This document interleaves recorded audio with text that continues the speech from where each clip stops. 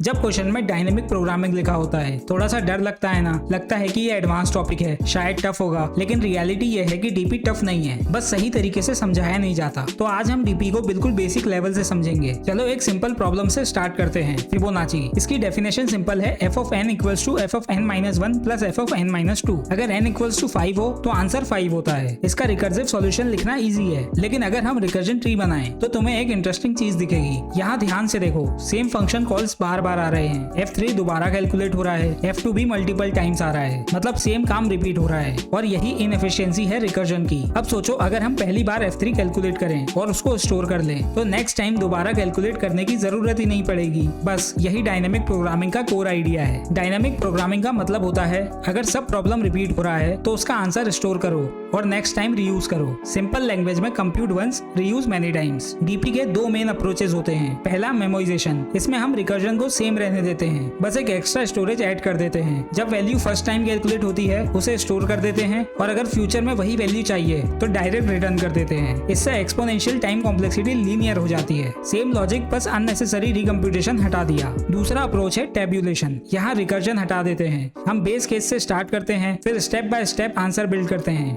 Top down की जगह bottom up. दोनों अप्रोचेस का गोल सेम है, रिपीटेड वर्क अवॉइड करना, डायरेक्शन बस अलग है। अब तक हमने फिबोनाची देखा जहाँ सिर्फ नंबर्स ऐड हो रहे थे। अब एक थोड़ा रियलिस्टिक प्रॉब्लम देखते हैं, 0-1 नैपसैक। सबसे पहले समझते हैं प्रॉब्लम क्या होती है। मान लो तुम्हारे पास एक बैग है, बैग की कैपेसिटी फिक्स्ड है, मान लो 7 kg, और तुम्हारे पास कुछ आइटम्स हैं। हर आइटम का वेट है, वैल्यू है, और तुम्हारा गोल है कि बैग की कैपेसिटी एक्सीड किए बिना मैक्सिमम टोटल वैल्यू कलेक्ट करनी है। और इसका एक इंपॉर्टेंट रूल होता है, हर आइटम को या तो पूरा लेना है या बिल्कुल नहीं लेना है। इसीलिए नाम है 0-1 नैपसैक। 0 मतलब लो, 1 मतलब लो। Item 1 weight 2 value 10, item 2 weight 3 value 15, item 3 weight 5 value 25। अब ऑप्शंस देखो, अगर आइटम 3 लेते हो तो कैपेसिटी 2 बचेगी, तो आइटम 1 भी ले सकते हो। Total values 25 plus 10 equals to 35। अगर आइटम 2 और आइटम 1 लेते हो, weight equals to 5 value equals to 25। Clearly 35 better है, मतलब हर स्टेप पे डिसीजन लेना है, आइटम लो या स्किप करो। यहाँ रिकर्जन पॉसिबल है, हर आइटम के लिए 2 ब्रांच बन सकती हैं, टेक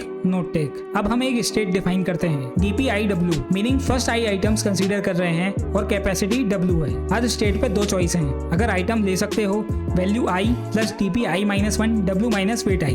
अगर आइटम स्किप करो, DPI-1 W, और दोनों में से मैक्सिमम चूज करते हैं। ये डिसीजन हर स्टेट पे स्टोर होता जाता है और फाइनली DPNW आंसर देता है। यही 0-1 नैपसैक का DP अप्रोच होता है। अब इम्पोर्टेंट सवाल, इंटरव्यू में कैसे आइडेंटिफाई करें कि DP लगना है? तो 3 चीजें चेक करो, क्या रिकर्जन से प्रॉब्लम सॉल्व हो सकता है, क्या सब प्रॉब्लम्स रिपीट हो रहे हैं, क्या आंसर स्मॉलेस्ट आंसर से बिल्ड हो रहा है। अगर हाँ तो DP अप्लाई कर सकते हो। डायनेमिक प्रोग्रामिंग कोई अलग सब्जेक्ट नहीं है, ये ऑप्टिमाइज्ड रिकर्जन है, और जब आप रिकर्जन को क्लियरली समझ लेते हो DP नेचुरल लगने लगता है। इसीलिए DP को रटना बंद करो, पैटर्न समझना शुरू करो। नेक्स्ट वीडियो में हम DP पैटर्न्स ब्रेक करेंगे, 1D DP, 2D DP, grid problems और स्ट्रिंग बेस्ड DP।